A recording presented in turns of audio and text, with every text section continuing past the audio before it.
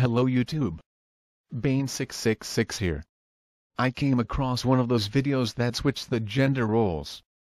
I think it's a perfect example of how feminists don't understand male issues, or in many ways, reality. So let's have a look.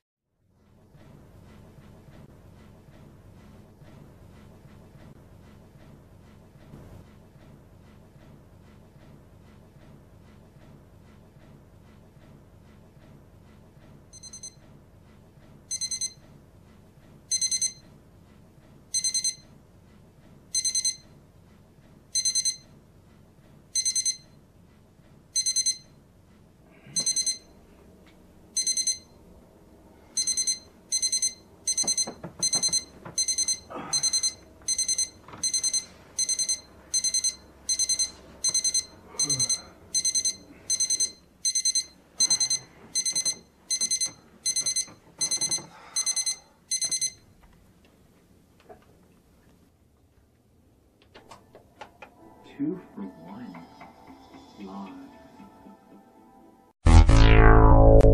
Oh, I see. The first role reversal in this video has half-naked men advertising a product.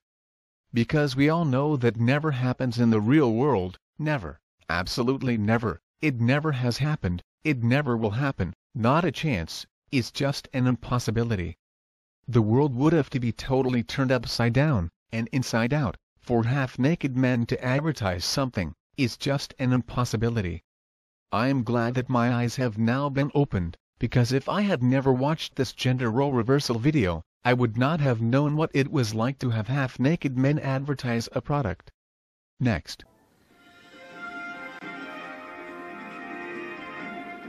Weather outside is weather. Today will be mostly cloudy with a chance of flurries. There will be a high of -1 and a low of -12.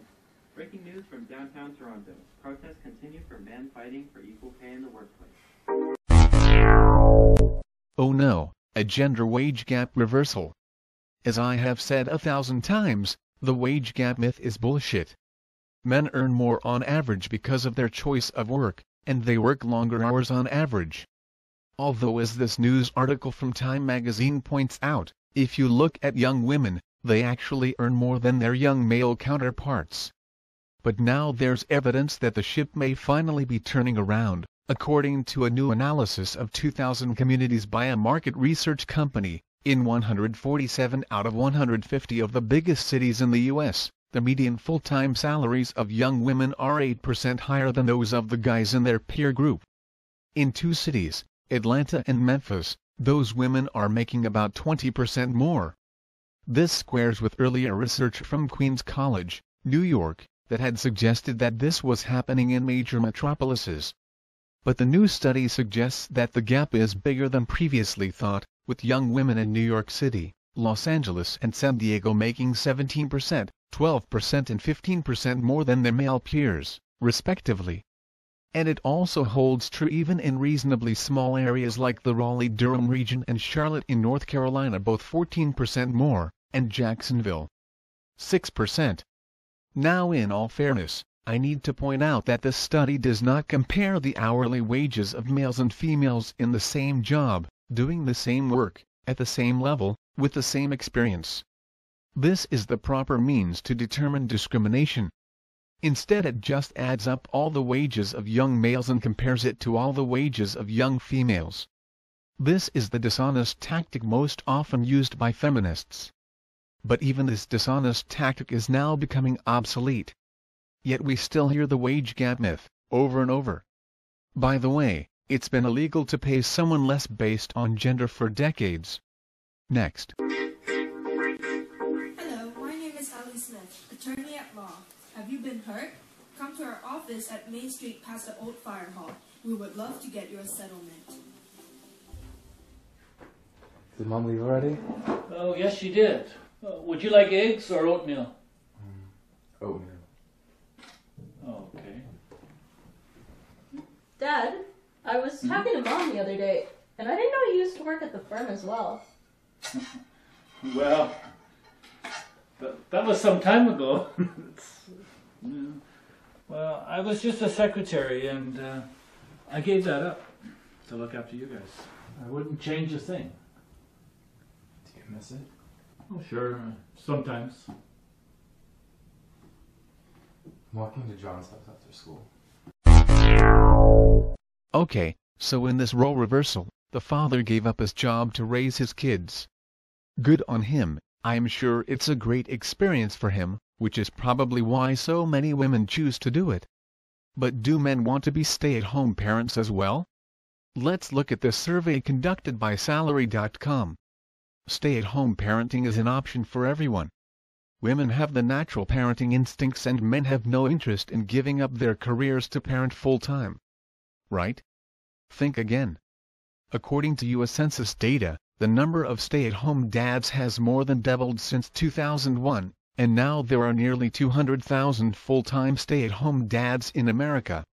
It's partly due to layoffs and the recession, but also because men are making work-life flexibility a priority. That's never been clearer than the survey, which found the desire to be a stay-at-home parent is equal among women and men. So if fathers are equally willing to give up their careers, then why aren't more fathers stay-at-home dads? The study from Salary.com might also have the answer. Do men and women equally support stay-at-home spouses? Men need to step up and do more of the caregiving and household chores. That's been the hue and cry from many academics who refer to women's second shift, which alludes to the fact that the division of labor between the sexes is unfair toward women. According to the U.S. Bureau of Labor Statistics in 2011, women spent 2 more hours a day on household duties compared to men, which means women had less time to work and earn a living. The solution, according to some, is for men to step up and take a more active role at home, which would help bridge the pay gap. There's just one problem: women are much less apt to support men who seek to be stay-at-home fathers. While 91% of men we surveyed said they would support their wives' decision to stay at home, that number dropped precipitously to 70% of women answering the same. In fact, more than 1/4 of women, 26%, said they flat-out refused to even entertain the notion of working full-time while supporting a husband who stays home and takes care of the kids and house. That's compared to just 8% of men who said they would refuse the request of their spouse to stay at home. Well, it seems that this one can't be blamed on males and the big bad patriarchy. Let's continue. Okay, no problem. We should go. We're gonna be late. All right, have a good day. Tren, pull up your pants. Oh, yeah, okay.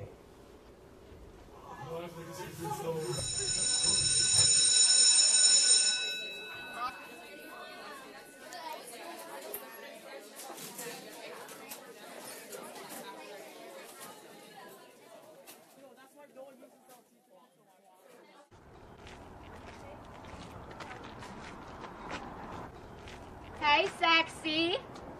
Wow, nice ass. Is there a problem? What, can't take a compliment? I like skinny boys. Me too. Just leave me alone. Hey, Dick. Excuse me? What did you just say? Who the hell do you think you are? As I have said numerous times before in videos, I agree catcalling is bullshit. But it's not uncommon for teenage girls to yell abuse at teenage boys. Just a couple of weeks ago I was on a train and witnessed 2 teenage girls, probably around the age of 15, yell, "Hey faggot," to a boy around the same age. This is behavior both genders do when they are teens. But let's continue. You can't talk to me like that. Are you listening to me?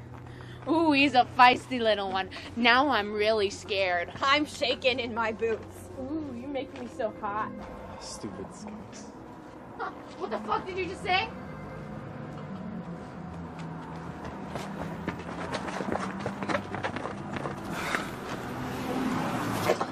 Hey guys, just let it go. He's gonna pay for what he called us. Once again this reversal fails, because there has been a steady increase in female violence in past decades. Here's an article from The Independent, which was discussing the problem, as far back as 1996. The rise in violent female crime and the increase in reports of female bullying suggest that girls are using violence with almost as much enthusiasm as boys. Women's lives have been transformed by a growing sense of equality with men, yet it is as if the next generation of women are taking up some of the darkest aspects of male behavior and making it part of their own response to their frustrations and fears. In the past 5 years, female violent crime has risen by 12%, 4 times the rate among men, and offenses involving women carrying out assault, robbery, murder and drug-related crimes has increased by 250% since 1973. Although the numbers remain small, with 9,500 women found guilty of violence against another person in 1994 compared to 5,300 in 1984, a clear pattern is emerging: women are becoming more violent. Most disturbing are the signs of increased violence among younger women who, at the most extreme level, are forming menacing American-style gangs on some inner-city housing estates. Elizabeth Hurley, the actress and model, was famously mugged by such a gang in London last year. In a survey by Demos, the independent think tank, it emerges that in the 15 to 17 age group, girls are more likely to take pleasure in violence than boys, suggesting that we may have a new generation of female aggressors in the making. Among the most disturbing recent cases were 2 17-year-old girls who carried out a vicious attack in 1992 on their 70-year-old neighbor, in which they strangled her with a dog chain. 2 women who tortured and burned a 16-year-old girl to death in Manchester. And a host of recent crimes in America, from where the trend of female gangs has already started to catch on. But has this trend continued to more recent times? From The Age, 2009. The gatecrashers who forced their way into a suburban 18th birthday party early in June were not the usual suspects, out on the hunt for a bit of free grog and a good time. This group of knife-wielding outsiders was incited and led by 7 angry teenage girls. I saw them coming down the street. There were 7 girls and 3 guys, says Sam, who was hosting the party in a community hall in Mordialloc in June. They tried to get in but the bouncers stopped them. Then they started throwing bottles and one chick kicked in the glass window. One of the guys had a knife and was waving it through the broken window trying to stab one of the guests. Undeterred by the security presence, 2 of the girls went around the back of the hall and climbed a wall to gain access to the party, attended by about 80 guests, including Sam's father. I asked them to leave and they just started punching, Sam says. They were behaving like animals. They were very angry, big girls, and they knew what they were doing. I have heard about guys who are like that, but I didn't think girls would be. Sam and several friends were injured and police were called, but no charges were laid. Australian Institute of Criminology statistics show that since 2003 the proportion of adult female detainees whose most serious offense was a violent one, has increased from 16% to 20%. The proportion whose most serious offense was property-related fell from 47% to 35% in the same period. Physical violence perpetrated by teenage girls in the home, often treated as a shameful family secret, is possibly the most common form of assault by young females. Police statistics show such attacks leapt by 30% from 2003 to 2007. Compared with a 19% jump in assaults on parents by adolescent boys over the same period. Both males and females commit violent acts. So I do not see how this works as a role reversal. Let's continue. The carpets match the drapes. Stop! Enough already, you guys! Shut up!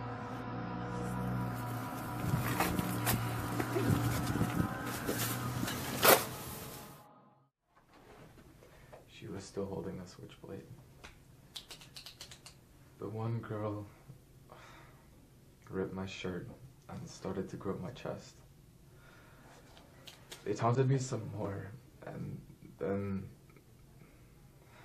they pulled down my pants and grabbed my testicles.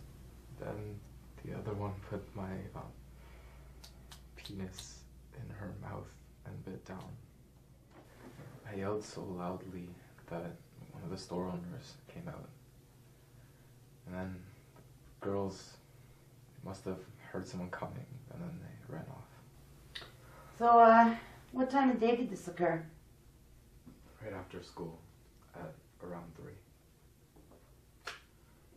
3.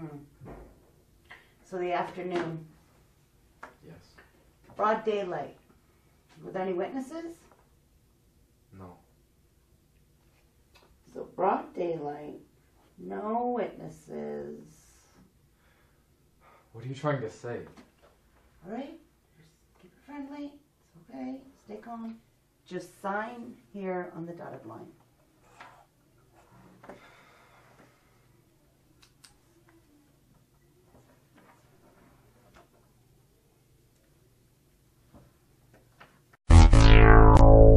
Wow, this so-called reversal is so offensive on so many levels.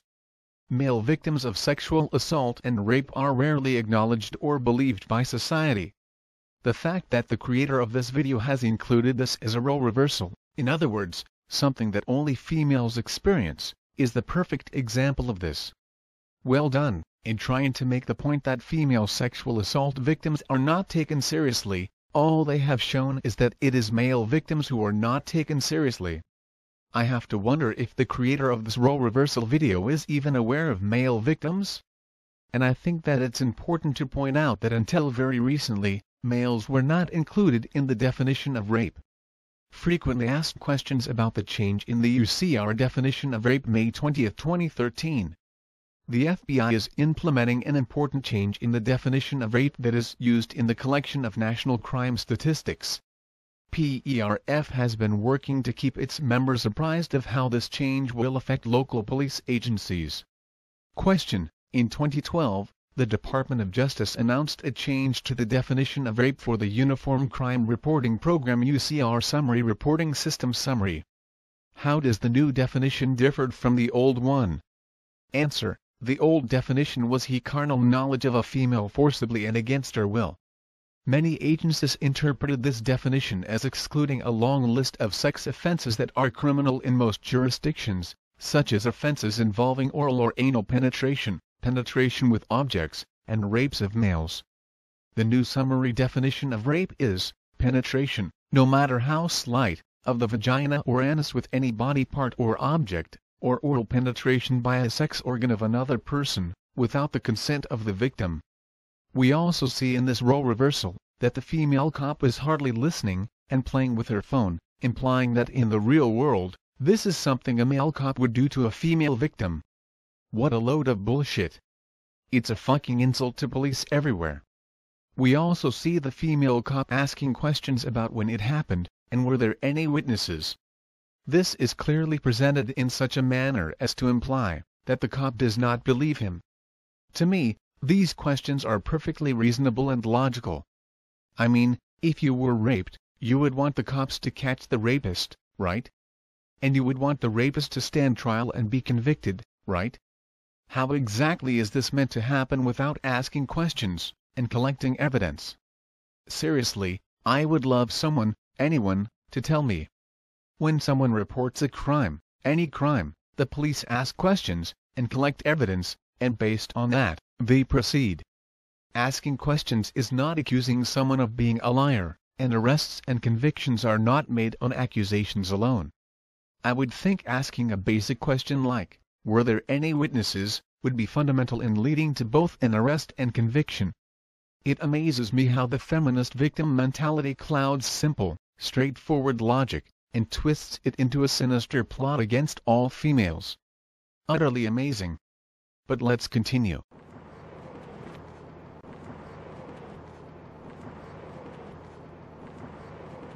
I came as soon as I heard. Are you okay? Yeah. You should have gone straight to John's. What did they do to you? Mom and Dad. Dad's out shopping and Mom's still at work. They sent me to get you. I want to go home now. Are you finished with everything here? Yeah, I am. Alright. Where's the car? Mom has it, I buzzed. Are you fucking kidding me? Hey, relax. I can't. I'm so tired of the way men are treated. I can't take living in this society. I'm not even a person to you people. Don't you have anything to say? You know I don't believe in any of your masculinism bullshit anyways. You can wait for Mom if you want. I'm sure she's got a lot to say to you. You know, she was right about you. Geez, Trent, skinny jeans and a V-neck? You're practically asking for it. I like the way I dress. What do you want me to do? Walk home for all I care. I can't deal with any of your shit anymore. Well, I have to say, this is a pretty accurate reflection of the real world, not a role reversal one. Males are far less likely to be believed if raped, and far more likely to be ridiculed, or told they probably wanted it anyway. I wish I had $1 for every time I have heard someone say that an erection equals consent. Or just assume that all males want sex, at all times, from anyone, and therefore are lucky if raped or sexually assaulted. And men's rights activists get the exact same response that was in this video, all the fucking time. In fact, the abuse and lies told about us are far worse. So how exactly is this all a role reversal? Let's continue.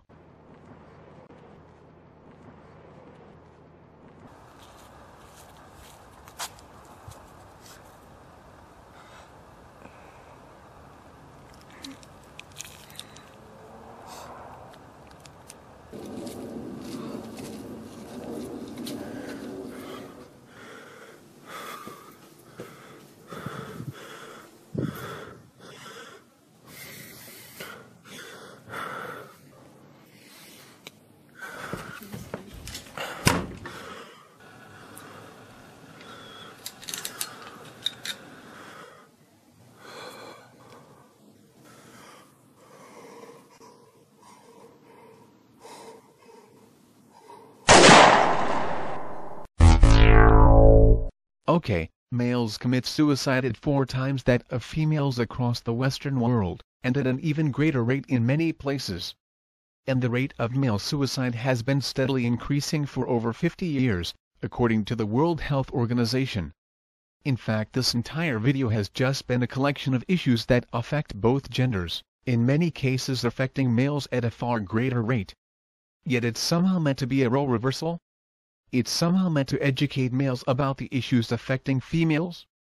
I was actually well aware of these issues from a female's perspective before watching this video, but I was also aware of them from a male's perspective.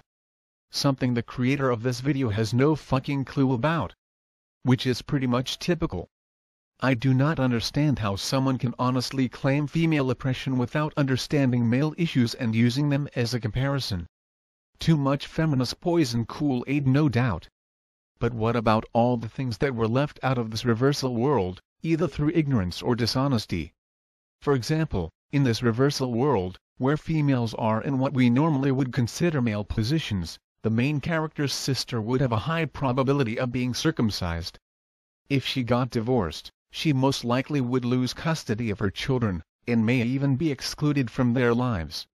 She would die younger, work longer hours, have less sympathy and understanding from society. She would be under suspicion of being a rapist or a pedophile, based not on her actions, but her gender. She would be more likely to die or be injured at work, and far more likely to be homeless. Just to name a few things. Why aren't these issues mentioned? The answer is simple. Feminists do not care about, nor understand a male's perspective, or male issues. They look at the world through a cracked lens that only allows the female perspective to be seen.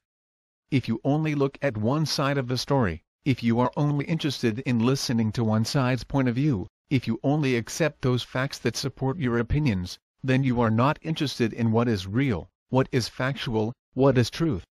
You are only interested in the sound of your own voice as it shouts propaganda. And I'm sick of hearing the bullshit.